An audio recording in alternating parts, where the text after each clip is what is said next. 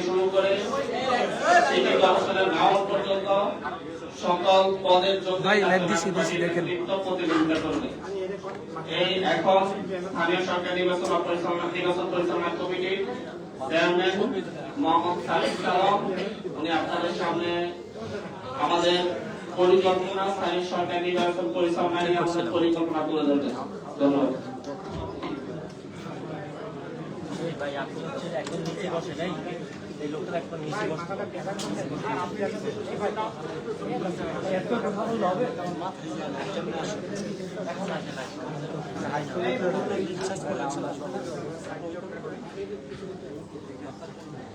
আরো সামনে যান, একদম ওই গায়ে উঠে। আজকের এই সংবাদ সম্মেলনে উপস্থিত জাতীয় নাগরিক পার্টি এনসিপির কেন্দ্রীয় অস্থায়ী কার্যালয়ে সম্মানিত ইলেকট্রনিক এবং প্রিন্ট মিডিয়ার সাংবাদিক বৃন্দ এবং আমাদের সেই সহযোদ্ধারা যাদের মাধ্যমে আমাদের কথাগুলো বাংলাদেশ থেকে শুরু করে বিশ্বের প্রতিটি প্রান্তে ছড়িয়ে পড়ে, আপনাদের সবাইকে জানাই জাতীয় নাগরিক পার্টি এনসিপির পক্ষ থেকে সংগ্রামী শুভেচ্ছা। আমরা একটি জাতীয় নির্বাচন পার করে এসেছি। আমাদের অনেক শঙ্কা, অনেক দ্বিধা, অনেক প্রত্যাশা অপ্রত্যাশার যে পারদ সেটি পার হয়ে আমরা আমাদের জায়গা থেকে আগামীতে নতুন একটা গণতান্ত্রিক উত্তরণের পথের দিকে যাচ্ছি। সেই জায়গায় আগামী মাস থেকে আমরা যতদূর জানি যে আমাদের জাতীয় সংসদের কার্যক্রম শুরু হতে যাচ্ছে। আপনারা জানেন যে জাতীয় নাগরিক পার্টি এনসিপি এই মাসের 28 তারিখে তাদের 1 বছরের পূর্তি হতে যাচ্ছে। সেই জায়গায় 1 বছর এখন পর্যন্ত আত্মপ্রকাশের না হয়েও এনসিপি তাদের জায়গা থেকে জনগণের ম্যান্ডেটে বাংলাদেশের রাজনীতিতে, বাংলাদেশের সংসদে তৃতীয় প্রধান রাজনৈতিক দল হিসেবে আত্মপ্রকাশ করেছে। এই 1 বছরে অনেক রাজনীতিতে প্রত্যাশিত অপ্রত্যাশিত ঘটনা ছিল। বিভিন্ন ধরনের পিছুটান থেকে শুরু করে এই রাজনৈতিক যে পরিবেশ পরিস্থিতি ছিল সেগুলোকে মোকাবেলা করে অভিজ্ঞতার জায়গায় বিভিন্ন ধরনের বন্ধুর পথ পাড়ি দিয়ে আমরা একটা নির্বাচন পার করেছি। আমরা দেখেছি জাতীয় নির্বাচনে আমাদের প্রার্থী বাছাই থেকে শুরু করে প্রার্থী ঘোষণা, এমনকি নির্বাচনী জোটের ঘোষণা, এই বিষয়গুলো একদম শেষ সময় গিয়ে হয়েছে। যে কারণে আমাদের জায়গা থেকে স্থানীয় পর্যায়ে সংসদীয় আসনগুলোতে যতটুকু আমাদের প্রস্তুতির সময় প্রয়োজন ছিল, সুযোগ প্রয়োজন ছিল, ততটুকু আমরা আমাদের জায়গা থেকে নিতে পারিনি। যদি আমরা সেটা করতে পারতাম তাহলে হয়তো আমাদের আসন সংখ্যা 6টির জায়গায় আরো অনেক বেশি হতে পারত। তো সেই জায়গা থেকে শিক্ষা নিয়ে আগামীতে যে স্থানীয় পর্যায়ে নির্বাচনগুলো আসছে সেই নির্বাচনে যেন আমাদের একই ভুলের পুনরাবৃত্তি আর না হয়, সেটাকে সামনে রেখে আমরা আমাদের রাজনৈতিক এবং দলীয় কর্মসূচি নির্ধারণ করেছি। ইতিমধ্যেই বাংলাদেশের অন্য যে কোনো রাজনৈতিক দল ঘোষণা করার আগেই জাতীয় নাগরিক পার্টি এনসিপি তাদের জায়গা থেকে স্থানীয় নির্বাচন পরিচালনা কমিটি ঘোষণা করেছে এবং কার্যক্রম শুরু করেছে। আমরা আমাদের জায়গা থেকে আমাদের এই যে পরিচালনা টিম, আমাদের কেন্দ্রীয় কমিটির বিভিন্ন সদস্যবৃন্দ সহ স্থানীয় পর্যায়ে আমাদের বিভাগীয় সাংগঠনিক সম্পাদক, জেলা নেতৃবৃন্দ, উপজেলা নেতৃবৃন্দ থেকে শুরু করে সংশ্লিষ্ট সবাইকে নিয়ে আমাদের এই স্থানীয় সরকার নির্বাচন পরিচালনা যে কমিটি, সেই কমিটি খুব দ্রুতই বাংলাদেশের প্রত্যেকটি সাংগঠনিক অঞ্চলে গিয়ে আমরা আমাদের জায়গা থেকে প্রাথমিকভাবে প্রার্থী যাচাই বাছাই শুরু করব এবং সাক্ষাৎকারের মধ্য দিয়ে আমরা আগামী কয়েক সপ্তাহের মধ্যে বাংলাদেশের আমাদের প্রত্যেকটি সিটি কর্পোরেশন, উপজেলা এবং পৌরসভায় আমরা আমাদের প্রাথমিক প্রার্থী ঘোষণা করতে চাই। একই সাথে বাংলাদেশের 12টি সিটি কর্পোরেশন, বাংলাদেশের 495টি উপজেলা এবং প্রায় 330টি যে পৌরসভা রয়েছে, এই প্রত্যেকটি জায়গায় জাতীয় নাগরিক পার্টি এনসিপি তাদের জায়গা থেকে দলীয়ভাবে এনসিপির পক্ষ থেকে তাদের প্রার্থীর প্রাথমিকভাবে ঘোষণা করবে। আমরা মনে করছি যে একই সাথে যেমন আমাদের স্থানীয় নির্বাচনের প্রস্তুতি চলতে হবে, একই সাথে আমরা আমাদের যে দল জাতীয় নাগরিক পার্টি এনসিপি, আমাদের আদর্শের চর্চা, আমাদের সাংগঠনিক যে কার্যক্রম ত্বরান্বিত করা থেকে শুরু করে মাঠ পর্যায়ে প্রত্যেকটি ওয়ার্ড পর্যন্ত আমাদের সাংগঠনিক কার্যক্রমকে শক্তিশালী করার জন্য আমরা আমাদের নতুন করে কর্মসূচি হাতে নিতে যাচ্ছি। সেই জায়গা থেকে স্থানীয় নির্বাচনের প্রস্তুতির পাশাপাশি বাংলাদেশের প্রত্যেকটি ওয়ার্ড পর্যন্ত আমাদের সাংগঠনিক ভিত্তিকে শক্তিশালী করার জন্য আমরা একই সাথে সাংগঠনিক কার্যক্রমগুলো চালিয়ে যাব। পাশাপাশি আমরা 30টি আসনে নির্বাচন করেছি, 270টি আসনে আমাদের জায়গা থেকে আমাদের সাংগঠনিক কার্যক্রম আছে, সেখানে আমাদের অনেক নেতা কর্মী রয়েছে। আমরা প্রাথমিকভাবে 125টি আসনে আমাদের প্রার্থী মনোনয়ন দিয়েছিলাম। এই সামগ্রিক বিষয়গুলোকে আবার নতুন করে সমন্বয় করে আমরা স্থানীয় পর্যায়ে আমাদের নতুন যে সাংগঠনিক কার্যক্রম, এই সাংগঠনিক কার্যক্রমকে আবার নতুন করে পুরো উদ্যোগে আমরা শুরু করতে যাচ্ছি।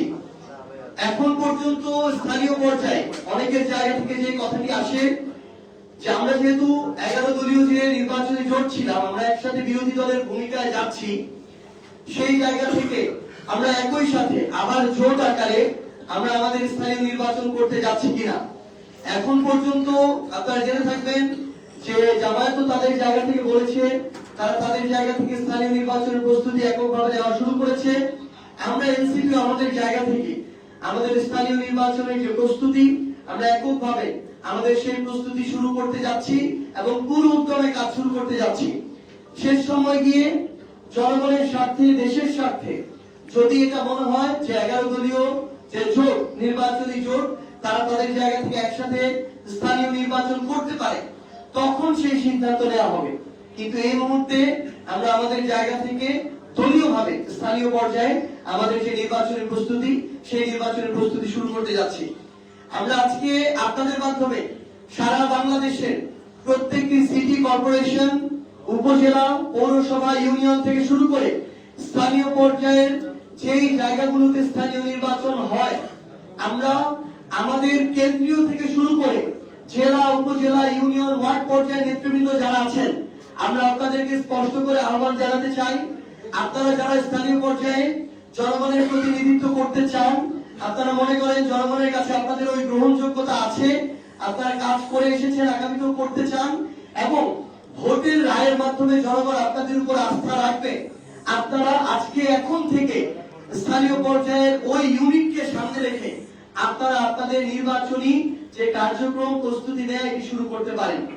শুধুমাত্র আমাদের দলীয় যারা নেতৃবৃন্দ আছেন তারা নয়, বরং আমরা মনে করব যে আগামী বাংলাদেশে বিভিন্ন শ্রেণী পেশার মানুষ, হতে পারে একজন শ্রমজীবী, হতে পারে একজন বিভিন্ন পেশাজীবী, হতে পারে ডাক্তার, ইঞ্জিনিয়ার, কিংবা আমার একজন কৃষক ভাই, হতে পারে একজন অটোরিকশা চালক। আপনারা যে যার জায়গা থেকে মনে করেন যে আগামী বাংলাদেশে অন্তত আপনার সংশ্লিষ্ট ইউনিটটি আপনি জনপ্রতিনিধি হতে চান, আমরা আপনার খোঁজে, আপনাদের খোঁজে খুব দ্রুত স্থানীয় পর্যায়ে প্রত্যেকটি সাংগঠনিক অঞ্চলে আসবো। আমরা আহ্বান করব আপনারা আপনাদের জায়গা থেকে আমাদের সাথে যোগাযোগ করবেন। আমরা যখন আসবো আপনাদের যে চাওয়া পাওয়া গুলো, ইচ্ছাগুলো এবং আপনাদের আকাঙ্ক্ষাগুলো, সেগুলো আপনারা আমাদের সামনে তুলে ধরবেন। সেই হিসেবে সার্বিক বিবেচনায় জনগণের কাছে যার গ্রহণযোগ্যতা বেশি থাকবে, আমরা আমাদের জায়গা থেকে তাকে আমাদের স্থানীয় পর্যায়ে প্রার্থী হিসেবে বিবেচিত করব। এবং বাংলাদেশের বর্তমান বিরাজমান অনেক রাজনৈতিক দল আছে, যে রাজনৈতিক দলে তাদের যোগ্য নেতা কর্মীদের স্থানীয় পর্যায়ে মূল্যায়ন করা হয় না, সেখানে নতুন করে লবিং শুরু হয়, নতুন করে টাকার খেলা শুরু হয়। সেই জায়গায় দীর্ঘ সময় যারা কষ্ট করে এসেছেন তাদেরকে তাদের প্রাপ্য সম্মানটুকু দেওয়া হয় না। আমরা আপনাদেরকে আহ্বান জানাই, আপনি যদি আপনার জায়গা থেকে অতটুকু আপনার জনগণের আস্থা থাকার পরও দলীয়ভাবে মূল্যায়িত না হন, আপনার জন্য, আপনাদের জন্য জাতীয় নাগরিক পার্টি এনসিপির দরজা সবসময় খোলা থাকবে। আপনারা আমরা একসাথে মিলে আমাদের আগামী যে স্থানীয় নির্বাচন, সেই নির্বাচনে আমরা জনগণের যে ভোট, সেই ভোটের অধিকার আমরা নিশ্চিত করব। কাউকে আমরা ইঞ্জিনিয়ারিং করার সুযোগ দিব না, কাউকে আমরা ক্ষমতার অপব্যবহার করতে সুযোগ দিব না। পেশি শক্তি, কালো টাকার প্রভাব খাটিয়ে কাউকে আমরা স্থানীয় নির্বাচনে আমাদের জায়গা থেকে জিততে দিব না। তো আমরা আমাদের জায়গা থেকে এটুকু জানাতে চাই যে আমরা ঈদের পরই আমরা নতুন করে আমাদের এই যে স্থানীয় সরকার, যে আমাদের নির্বাচন পরিচালনা যে কমিটি, আমরা আমাদের সাংগঠনিক যে টিম, সেই টিম নিয়ে বাংলাদেশের প্রত্যেকটি সাংগঠনিক অঞ্চলে আমরা যাব এবং আমাদের এই নতুন করে নতুন উদ্যমে আমাদের এই কর্মযাত্রা শুরু হচ্ছে। এই যাত্রা আপনাদের সাথে দেখা হবে। স্থানীয় পর্যায়ে এই ভিত্তিটা তৈরি করে আমরা আগামীর বাংলাদেশের এই প্রজন্মের যারা গণভোটে হ্যাঁ ভোট দিয়েছে, যারা বাংলাদেশের সংস্কার চায়, পরিবর্তন চায়, তাদেরকে নিয়ে আমরা আগামী বাংলাদেশ গড়ার নেতৃত্ব দেব ইনশাআল্লাহ। এই পর্যায়ে আমাদের স্থানীয় পর্যায়ে নির্বাচন এবং আমরা বিএনপি কর্তৃক দেখলাম যে সিটি কর্পোরেশন গুলোতে কিভাবে দলীয় তোষামতকারী প্রশাসক নিয়োগ দেওয়া হয়েছে। এই ধরনের বিভিন্ন অনাকাঙ্ক্ষিত ঘটনা বিএনপি তাদের জায়গা থেকে ক্ষমতার অপব্যবহার করে সরকার গঠন করার সাথে সাথে শুরু করেছে। সামগ্রিক বিষয়গুলি আপনাদের সঙ্গে কথা বলবেন জাতীয় নাগরিক পার্টি এনসিপির সম্মানিত মুখপাত্র জনাব আসিফ মাহমুদ সজীব ভূঁইয়া।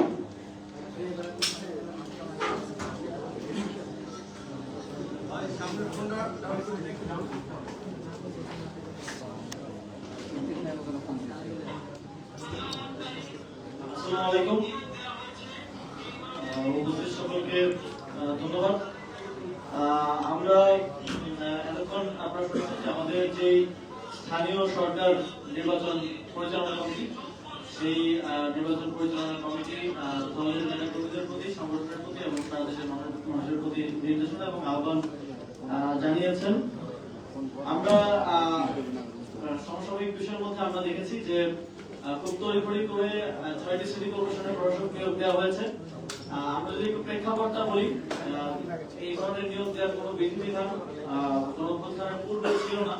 গণঅভ্যুত্থানের পরে যখন অন্তর্বর্তীকালীন সরকার দায়িত্ব নেওয়ার পরে দেখা গেল যে বিভিন্ন সিটি কর্পোরেশন, পৌরসভার মেয়ররা, জনপ্রতিনিধিরা পালিয়ে গেছে এবং অনেক জায়গায় ফ্যাসিবাদের দোসররা সেই জায়গাগুলোতে বসে বসে দেশের পরিস্থিতি অস্থিতিশীল করার চেষ্টা করছে। তখন সরকার এই বিধানটা করে যে সরকার চাইলে যে কাউকে প্রশাসক হিসেবে অপসারণ করতে পারে, মেয়রকে, এবং প্রশাসক হিসেবে নিয়োগ দিতে পারে। কিন্তু অন্তর্বর্তীকালীন সরকার সঙ্গত কারণেই এই আইন থাকা সত্ত্বেও তার কিন্তু ব্যবহার করা হয়নি। শুধুমাত্র এক জায়গায় সেটা ব্যবহৃত হয়েছে, আর কোথাও সেটা ব্যবহৃত হয়নি। সঙ্গত কারণেই আমরা গণতন্ত্রকে মূল্যায়ন করতে চেয়েছিলাম এবং সেখান থেকে স্থানীয় সরকার নির্বাচন দেওয়া এক ধরনের সদিচ্ছা থাকলেও রাজনৈতিক নানা ধরনের বাস্তবতা আপনারা জানেন সেটা দেওয়া সম্ভব হয়নি। কিন্তু আমরা দেখলাম যে রাজনৈতিক সরকার দায়িত্বে আসার সাথে সাথে যেখানে জনগণের ভোটে নির্বাচিত জনপ্রতিনিধিদের থাকার কথা, সেখানে তারা তাদের দলীয় বিভিন্ন সময় বঞ্চিত কিংবা নির্বাচনে হেরে যাওয়া প্রার্থীদেরকে এক ধরনের সেখানে প্রাইস পোস্টিং করলেন এবং ৬টি সিটি কর্পোরেশনের প্রশাসক হিসেবে নিয়োগ দিলেন। আমরা মনে করি এটা এই যে নতুন বাংলাদেশের কথা আমরা সবসময় বলি, তার সেখানে গণতন্ত্রের জন্য হুমকি স্বরূপ। এবং আমরা মনে করি যে দীর্ঘ ১.৫ বছরেরও বেশি সময় ধরে স্থানীয় সরকার প্রতিষ্ঠানগুলো জনপ্রতিনিধি শূন্য এবং এর ফলে দেশের জনগণকে প্রত্যেকটা ছোট ছোট কাজে নাগরিক সেবার ক্ষেত্রে ভোগান্তির শিকার হতে হয়। সেই বিবেচনায় খুব দ্রুত সময়ের মধ্যে স্থানীয় সরকার নির্বাচন আয়োজন করা প্রয়োজন এবং এই বিষয়ে সরকারের পক্ষ থেকে কোনো স্পষ্ট বক্তব্য আমরা দুঃখজনকভাবে পাইনি। আমরা আশা করি যে তারা খুব দ্রুত সময়ের মধ্যে টাইমলাইনটা আমাদেরকে দিবে, দেশের জনগণকে দিবে যে কোন কোন সময়ের মধ্যে, যেহেতু কয়েকটি ধাপে স্থানীয় সরকার নির্বাচন হয়, সিটি কর্পোরেশন, পৌরসভা, জেলা, উপজেলা, ইউনিয়ন পরিষদ, এই পুরো টাইমলাইনটা, রূপরেখাটা আমরা দাবি করছি। এবং আমরা দেখেছি যে প্রশাসক নিয়োগ দেওয়ার ক্ষেত্রেও সেখানে স্বচ্ছতার অভাব রয়েছে। সেখানে নির্দিষ্ট ভাবে মেয়াদ উল্লেখ করা নেই। সেখানে প্রজ্ঞাপনটি দেখে মনে হচ্ছে যে আমৃত্যু হয়তো তার প্রশাসক থাকবেন, এইভাবেই সেখানে লেখা আছে। অথচ সরকারের যে কোনো চুক্তিভিত্তিক নিয়োগের ক্ষেত্রে কিন্তু সময় সীমাটা উল্লেখ করা গুরুত্বপূর্ণ। 6 মাস, 1 বছর, 2 বছর, স্বাভাবিকভাবে আমরা এই প্রক্রিয়াতে দেখে থাকি সরকারের চুক্তিভিত্তিক নিয়োগগুলো হয়ে থাকে। আমরা আপনারা জানেন যে আমরা দেখেছি গত 2 দিন যাবত এক ধরনের ভয়ের রাজত্ব কায়েম করার চেষ্টা করা হচ্ছে। আমরা মনে করি যে যেই পুলিশের মাধ্যমে এই যে বিভিন্ন জায়গায় রেডের নামে সাধারণ জনগণকেও এবং সাংবাদিকদের উপর হামলা হয়েছে, আপনাদের কয়েকজন সহকর্মীর উপর হামলা হয়েছে বলে আমরা জেনেছি। আমরা এই ঘটনার তীব্র নিন্দা জানাই। আমরা মনে করি সরকার এটার মাধ্যমে জনগণকে এক ধরনের ভয়ের মধ্যে রাখতে চাচ্ছে, একটা ভয়ের মেসেজিং তারা করতে চাচ্ছে। এবং আমরা শুনেছি যে স্বরাষ্ট্রমন্ত্রী তিনি বলেছেন যে এখন আন্দোলন করা যাবে না, রাস্তা অবরোধ করা যাবে না। আমরা দেখছি যে অন্তর্বর্তীকালীন সরকারের সময় অনেক অযৌক্তিক এবং বিভিন্ন কারণে ছোটখাটো কারণে রাস্তা অবরোধ হয়েছে। আমরা সেটাকে অবশ্যই সমর্থন করি না এবং আমরা মনে করি যেহেতু একটি নতুন সরকার গঠন হয়েছে তাদেরকে তাদের কাজ করার ক্ষেত্রে এতটুকু সহযোগিতা জনগণের পক্ষ থেকে করা উচিত যে অকারণে অযোজিত ভাবে যাতে কেউ রাস্তা অবরোধ না করে। কিন্তু একই সাথে কারো যৌক্তিক দাবিতে আন্দোলন করার, ভয়েস রেজ করার, কথা বলার অধিকারকেও আমরা কোনোভাবেই যেন হ্যাম্পার না হয়, কথা বলার অধিকার বঞ্চিত না হন সেটা নিশ্চিত করাও আমাদের দায়িত্ব। এবং আমাদের সংবিধান দেশের প্রত্যেক নাগরিককে এই অধিকারটা দেয়। এবং কিন্তু সরকারের পক্ষ থেকে আমরা দেখছি যে একদম একাধারে সকলকে কোনো ধরনের আন্দোলন করা যাবে না এই ধরনের কথা বলা হচ্ছে, যেটা গণতন্ত্রের পরিপন্থী, আমাদের সংবিধানের পরিপন্থী। এবং আমরা এই ধরনের অ্যাপ্রোচ আগে সরকারের সময় দেখেছি যে বিরোধী দলমত যে কোনো কিছু নিয়ে নামলেই দলমত নির্বিশেষে সেগুলোর উপর দমন পীড়ন চালানো হতো। তো আমরা সরকারের প্রতি আহ্বান জানাবো এই জনগণকে বিভিন্ন রেডের নামে হয়রানি করা এবং এই সাংবাদিকদের উপর হামলা, সাধারণ জনগণের উপর হামলা, মারধর অকারণে যথেচ্ছভাবে করা, এইগুলো থেকে এগুলো বন্ধ করতে হবে। এবং আমরা জানি যে প্রত্যেকটি থানায় কিন্তু ইনফরমেশন আছে যে কারা মাদকের কারবারি করে, কারা চুরি করে, কারা ছিনতাই করে। তো স্পেসিফিকলি সেটা নিয়ে কাজ করতে, সেটা মানে এক ধরনের আই ওয়াশ হচ্ছে আর কি, মূল জায়গায় কাজ না করে জনগণকে ভয় দেখানোর এক ধরনের চেষ্টা হচ্ছে বলে আমরা মনে করছি। আর এর বাইরে আমাদের নির্বাচন পরিচালনা কমিটি এই বিষয়ে বলেছেন। এই বিষয়ে আমরা জাতীয় নাগরিক পার্টি আপনারা দেখেছেন যখন জাতীয় নির্বাচনেরও প্রার্থীতা মনোনয়ন দেওয়া হয় তখন আমরা শুধুমাত্র আমাদের দলীয় নেতা কর্মীদের বাইরেও যারা বিভিন্ন জায়গায় যোগ্য আছেন, জনপ্রতিনিধি হওয়ার যোগ্য আছেন এবং মানুষের জন্য কাজ করেছেন, কাজ করতে চান, অনেকে আমরা সুযোগ করে দেওয়ার চেষ্টা করছিলাম। এবার আমাদের সেই অ্যাপ্রোচটা থাকবে এবং আপনারা জানেন এবার আইন অনুযায়ী এই নির্বাচনে দলীয় মার্কা এবং দলীয় মনোনয়ন থাকবে না। সেক্ষেত্রে এবার ব্যক্তি হিসেবে সবাই নির্বাচনে আসবে এবং জাতীয় নাগরিক পার্টি তাদের নির্দিষ্ট প্রার্থীদের সাথে আমাদের যে সাংগঠনিক সমন্বয় সেটা করার মাধ্যমে আমরা তাদেরকে সহযোগিতা করবো, সেগুলো নির্ধারণ করবে আমাদের এই নির্বাচন পরিচালনা কমিটি। তো আজকে আমরা এখানে শেষ করতে চাই। আপনাদের সকলকে আবারও ধন্যবাদ জানাচ্ছি। কারো যদি কোনো প্রশ্ন থাকে করতে পারেন।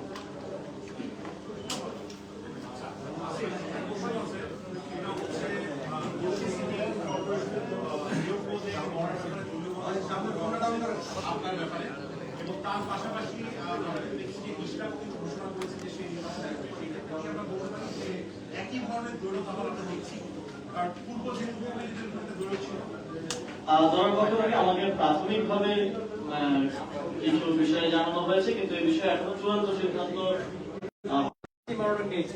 তাদের বড় একটা অংশ হতাশ হয়েছে। এখন আবার আপনারা বলছেন এককভাবে নির্বাচন করবেন অথবা শেষ মুহূর্তে যোগ্যতা করতে পারেন। এটাই যদি হয় যারা নির্বাচনের প্রস্তুতি নেবে শেষ মুহূর্তে গিয়ে যদি তাদেরকে আবার রিমুভ করা হয় দলে একটা তৃণমূলে আবারও একটা নেতিবাচক বার্তা যাবে কিনা। আরেকটা বিষয় হচ্ছে যাদেরকে প্রশাসক হিসেবে নিয়োগ দেওয়া হয়েছে আপনারা মনে করেন কিনা এর মাধ্যমে স্থানীয় নির্বাচন অনির্দিষ্টকালের জন্য বন্ধ করার প্রায় তারা চলছে না। আমরা যখন দেখলাম যে প্রশাসকের নিয়োগের প্রজ্ঞাপনে নির্দিষ্ট কোনো সময়ের উল্লেখ নেই এবং আমরা শুনলাম যে যিনি স্থানীয় সরকার মন্ত্রী আছেন তিনি একটি প্রশ্নের উত্তরে বলছিলেন যে সিটি কর্পোরেশনগুলোর মেয়াদ শেষ হলে নির্বাচনের বিষয়ে ভাবা হবে। হয়তো উনি ইনফর্ম না বা ওনাকে জানানো হয়নি। সিটি কর্পোরেশনগুলোর মেয়াদ কিন্তু 12টা সিটি কর্পোরেশন 12টারই শেষ এবং প্রত্যেকটা নির্বাচন দেওয়ার জন্য এলিজিবল। শুধুমাত্র 11টা সিটি কর্পোরেশনের মেয়াদ আমি যখন দায়িত্বে ছিলাম তখনই শেষ হয়ে গিয়েছিল, আজ থেকে প্রায় 1 বছরেরও বেশি সময় আগে। এবং একটা city corporation, Chattogram city corporation, সেটা রিজার্ভ হিসেবে রয়েছে।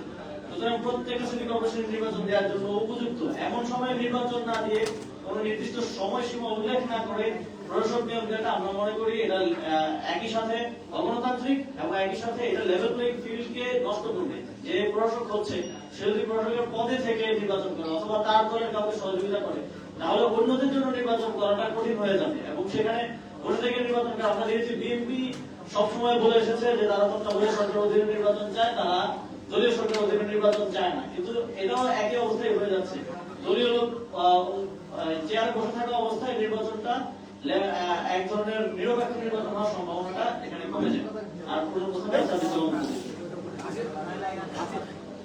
আমরা আমাদের জাতীয় নির্বাচনে 125টি আসনে প্রাথমিকভাবে মনোনয়ন দিয়েছিলাম। পরবর্তীতে আমরা দেশের স্বার্থ, মানুষের স্বার্থ এবং একই সাথে দলের দীর্ঘমেয়াদী পরিকল্পনার কথা চিন্তা করে আমরা 11 দলীয় জোটে অংশগ্রহণ করেছি এবং সেখানে আমরা 30টি আসনের প্রতিদ্বন্দ্বিতা করেছি। আমাদের যারা মাঠ পর্যায়ে একটা দলের এই শুরুর পর্যায়ে কাজ করছেন, কোনো কিছু বিনিময় ছাড়াই তারা কিন্তু দিনরাত অক্লান্ত পরিশ্রম করে কষ্ট করে যাচ্ছেন, কাজ করছেন। স্থানীয় পর্যায়ে দলের ভিত্তিটা তাদের হাত দিয়ে করা এবং তারা ধরে রাখছেন। সেই জায়গায় আমরাও আমাদের জায়গা থেকে সব সময় তাদের ওই পরিশ্রমটাকে, কষ্টটাকে আমরা অ্যাকনলেজ করি।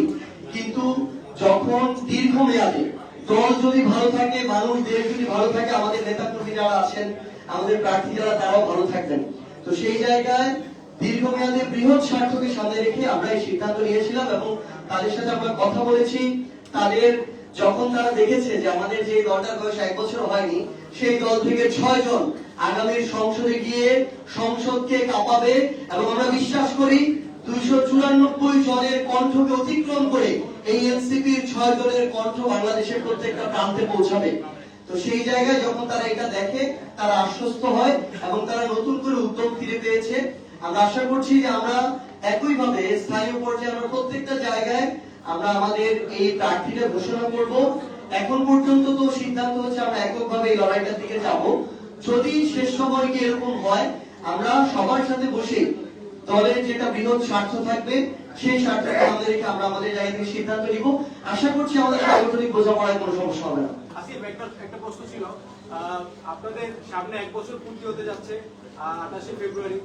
সেই জায়গা থেকে আপনাদের কাউন্সিল এবং পরবর্তী যে আপনাদের কর্মপরিকল্পনা এবং একই সাথে বিভিন্ন রাজনৈতিক প্ল্যাটফর্ম, বিশেষ করে আপ বাংলাদেশ, তারা এরই মধ্যে গণমাধ্যমে প্রচার হচ্ছে যে তাদের সেই প্ল্যাটফর্মগুলো ভাঙতে শুরু করেছে এবং অনেকে এনসিপিতে নাকি আসতে শুরু করেছে। তারাও তো আপনাদের সাথেই ছিল, চলে গিয়েছে, আবারও আসবে কিনা এবং এর সংখ্যাটা কেমন? আপনাদের এই কাউন্সিলে আমরা কি কোনো চমক দেখবো কিনা? আমরা আমাদের আগামী 28 ফেব্রুয়ারি জাতীয় নাগরিক পার্টির প্রথম প্রতিষ্ঠা বার্ষিকী হতে চলেছে। এটা খুবই ইয়াং দল হিসেবে এই সময়টা আমাদের অনেক চড়াই উপায়ের মধ্য দিয়ে আসতে হয়েছে, অনেক চ্যালেঞ্জের মধ্য দিয়ে আসতে হয়েছে এবং একটা নির্বাচনে অংশগ্রহণ করতে হয়েছে এত কম সময়ের মধ্যে। এবং আমরা এই কম সময়ের মধ্যে নির্বাচনে অংশগ্রহণ করেও আলহামদুলিল্লাহ আমাদের 6 জন সংসদ সদস্য নির্বাচিত হয়েছেন এবং বাকিরাও ভালো ফলাফল করেছেন। এখন আমরা বাংলাদেশে জুলাই গণঅভ্যুত্থান পরবর্তী যত ধরনের প্ল্যাটফর্ম হয়েছে এবং এর বাইরেও যারা বাংলাদেশকে ধারণ করেন, আধিপত্যবাদের বিরুদ্ধে যাদের অবস্থান, যারা সংস্কারের পক্ষে আমাদের প্রিন্সিপালগুলোর সাথে একমত, সকলের জন্য আমাদের দলের দরজা খোলা থাকবে এবং তাদেরকে যথাযথ সম্মান দিয়ে আমরা আমাদের সাথে যুক্ত করতে চাই। এ বিষয়ে এখনো অফিসিয়ালি জানানোর মতো সময় আসেনি, আমরা আপনাকে এই বিষয়ে পরবর্তীতে জানাবো। নারায়ণগঞ্জে আপনাদের যে প্রতিনিধি আব্দুল রহিম ভাই, ওনার আসনটিতে 2 জন আপনাদের নেতা চাঁদাবাজি করেছে এবং সেটি একটি সংঘাত তৈরি হয়েছে এবং সেটি নিয়ে আব্দুল আলমিন ভাইও বিব্রত বোধ করেছেন। এই বিষয়টি আপনারা অবগত আছেন কিনা? আমাদের জানা মতে এই বিষয়ে অভিযোগ এসেছে, এখনো এই বিষয়ে প্রমাণ কিছু পাওয়া গেছে বলে জানা যায়নি। আমরা এটা দেখবো এবং এই বিষয়ে সাংগঠনিক শৃঙ্খলাজনিত কোনো অঙ্গন হলে সেটা আমরা ব্যবস্থা নিব।